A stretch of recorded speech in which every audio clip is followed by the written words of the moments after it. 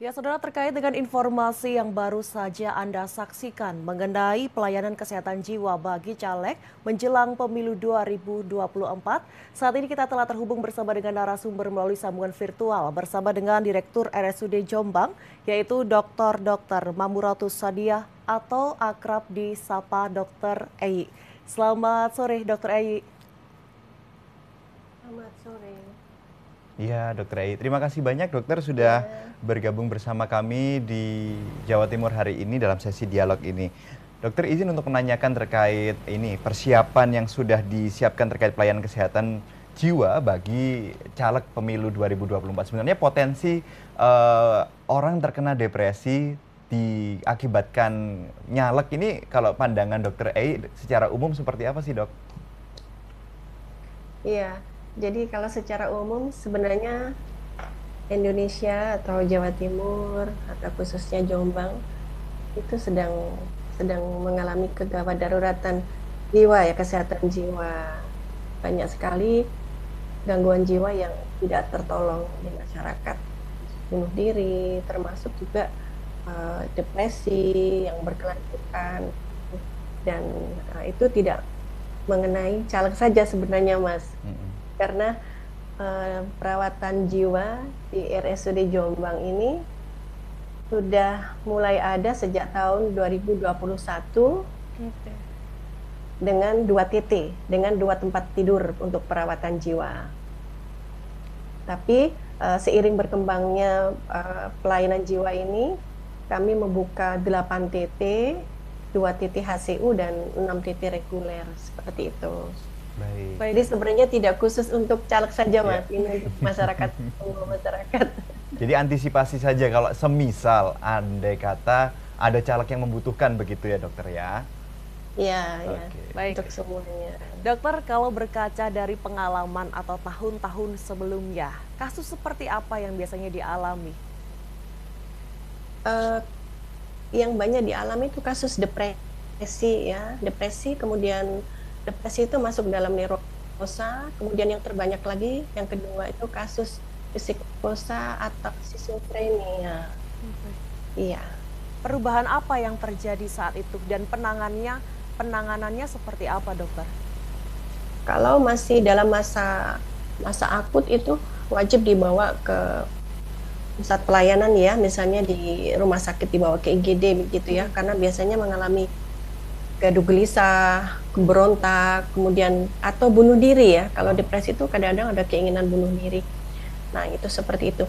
Kalau tidak dalam masa akut, biasanya dirawat di poli ya. Artinya ada perawatan yang secara rutin, kita berikan obat-obatan, pengawasan, pendampingan, advokasi dan lain sebagainya, termasuk support untuk keluarga.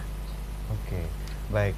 Kalau di RSUD Jombang, Dokter Eyi, bagaimana nantinya untuk perawatan yang akan dilangsungkan? Apakah ada perbedaan bagi pasien yang mungkin secara medis seperti yang konvensional dengan pasien secara mental yang memang perlu harus ditangani? Apakah ada ruangan khusus atau mungkin skat bagian tertentu atau seperti apa gambarannya? Betul. Jadi ruang perawatan jiwa itu tidak boleh tercampur dengan ruang perawatan biasa ya, Mas. Karena kalau pasien jiwa biasanya kan teriak-teriak, amok, gaduh gelisah, itu akan mengganggu pasien lain. Sehingga di RSUD Jombang itu kita khususkan di satu area khusus yang itu tertutup dengan sarana prasarana yang sesuai standar, dengan perawat yang sudah terlatih gitu, dengan alat-alat yang ada. Memang kita masih perlu ya, beberapa alat tambahan masih sedang dalam proses. Seperti itu, memang berbeda, Mas, berbeda. Termasuk kita pasang CCTV di banyak titik karena untuk mengantisipasi pasien melarikan diri. Oke. Dokter, tadi sempat dijelaskan bahwa ada yang akut, ada yang masih bisa dilakukan tangani di area poli. Nah, kalau kasus yang akut yang selama ini sudah pernah diatasi oleh teman-teman dari RSUD Jombang, ini seperti apa? Apakah ada pengamanan khusus ketika melakukan prosesi seperti itu? Karena kan pasti pada pemberontakan begitu ya, dokter? Iya, betul. Jadi rata-rata per bulan kami menangani pasien yang membutuhkan perawatan khusus, itu artinya sedang dalam masa akut, itu antara 25 sampai 30 pasien. Dan itu biasanya dalam keadaan gaduh gelisah ya. Penanganannya harus dilakukan kurang dari 48 jam, kurang dari 48 jam, maaf. Jadi harus dilakukan dalam 48 jam itu sudah harus stabil gitu. Dan itu penanganannya bisa berupa obat-obatan, kemudian tindakan-tindakan khusus, dan pengawasan secara khusus di HCU supaya pasien tidak ada kemungkinan untuk bunuh diri, untuk lari, untuk merusak apa dan lain sebagainya seperti itu. Oke. Ya. Dokter Ai, kalau kita melihat juga pasien dengan gangguan jiwa tentu tidak lepas dengan adanya support dari keluarga dan juga mungkin persiapan yang harus dilakukan sebelum melaksanakan atau hadir ke RSUD Jombang untuk melaksanakan konsultasi maupun juga perawatan itu sendiri. Kiranya apa yang harus dipersiapkan keluarga untuk bisa membawa pasien atau keluarga begitu yang mau untuk melakukan perawatan mental atau kejiwaan gitu? Iya. Kalau pas waktu dalam keadaan akut memang membutuhkan bantuan lebih banyak orang ya Mas ya. Artinya untuk mungkin lagi sedang gaduh gelisah, amok dan lain sebagainya seperti itu. Kan tidak ada yang tidak kooperatif gitu ya. Yeah. Tetapi hal ini bisa dicegah kalau pasien itu secara rutin konsultasi atau datang ke poli pelayanan jiwa. Kalau rutin, insya Allah kemungkinan untuk kambuh dan amok dan gaduh gelisah itu kemungkinan kecil akan kemungkinan berkurang ya, seperti itu.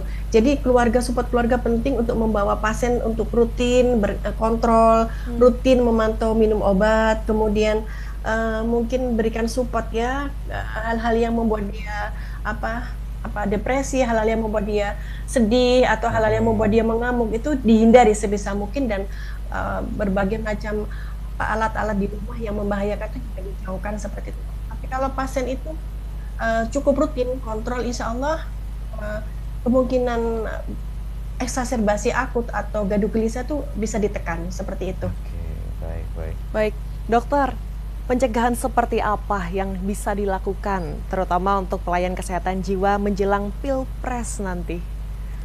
Iya betul Mbak, ini secara umum ya. Kalau secara umum sih kita memang harus benar-benar aware terhadap kesehatan jiwa, termasuk persiapan untuk persiapan untuk menghadapi segala kenyataan, tidak memberikan harapan terlalu tinggi. Terus ada juga konseling gitu ya, mungkin teman dekat yang bisa dipercaya, dan pendekatan kepada Tuhan ya, mungkin ya seperti itu. Ini untuk pasien umum saja ya, saya kira maupun caleg maupun orang siapapun bisa terkena gangguan jiwa, tapi itu sebenarnya bisa dicegah ya dengan cara yang sedini mungkin kita tahu gejala gangguan jiwa itu. Oke, berarti tidak boleh menggantungkan harapan yang terlalu tinggi dari realita sepertinya gitu ya dokter ya. Dan butuh teman ngobrol ini yang paling penting ya. Biasanya dokter harapan itu kadang-kadang secerah harapan orang tua dokter yang kadang-kadang susah untuk digapai. Nah, jadinya curhat. Baik, dokter Ai mohon izin juga menanyakan di tahun 2021 dan ini menuju ke 2024. Alhasil ini merupakan pengalaman pertama begitu ya untuk penanganan untuk kejiwaan di RSUD Jombang. Kiranya kesiapan seperti apa nanti untuk yang diperkuat agar pelayanan ini bisa melangsungkan pelayanan yang prima, yang bisa juga membantu banyak pasien-pasien yang dibutuhkan, terutama pasien-pasien kejiwaan. Ya, sarana prasarana sedang kami perbaiki semua Mas, kemudian perawat juga kita in-house training, kemudian menambah jumlah dokter jiwa. Ini kami juga punya psikolog klinis, kemudian ada 4 dokter spesialis saraf. Untuk alat-alat kita penuhi juga. Saat ini kita ada di strata madya pelayanan kesehatan jiwa sesuai standar dari Kementerian Kesehatan, di mana kita sudah punya alat-alat TMS, EEG, dan mungkin ke depan kita akan menambah beberapa alat lagi untuk sarana prasarana kesehatan jiwa ini, begitu Mas.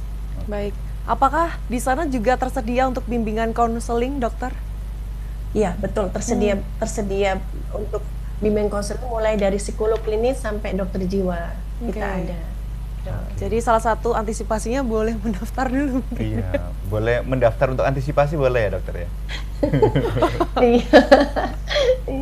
Ya jangan sampai lah. Oke, baik. Dokter, Iya. ini juga perlu diberikan mungkin informasi ya bahwa yang namanya kita itu kadang-kadang malu ya untuk mengakui punya tekanan mental ataupun depresi. Mungkin dokter punya ajakan untuk bisa masyarakat itu rutin dalam melaksanakan awareness terhadap mental dan juga mungkin melakukan bimbingan konseling ada di rumah sakit salah satunya di RSUD Jombang. Monggo, dokter. Iya, silakan dokter. Betul. Jadi gangguan jiwa itu kadang seperti stigma ya untuk di masyarakat. Padahal dalam hidup kita itu kata dokter jiwa itu pasti pernah terjadi 3 periode kita mengalami gangguan jiwa itu. Artinya itu masih batas normal. Waktu sekolah mungkin tidak diterima di SMA yang favorit, itu mungkin agak depresi, tapi bangkit lagi, itu masih normal. Dalam hidup itu katanya 3 kali dan kita bisa bangkit itu masih normal. Yang perlu diantisipasi itu kita tidak boleh menyendiri, kita harus punya banyak teman, punya banyak aktivitas seperti itu. Dan kalau konseling itu harus sedini mungkin, jadi ketika merasa ada tanda-tanda awal gangguan gejala jiwa yang meskipun ringan itu harus konsultasi kepada psikolog klinis dulu. Kalau memang membutuhkan obat, membutuhkan terapi yang lebih lanjut baru ke psikiater.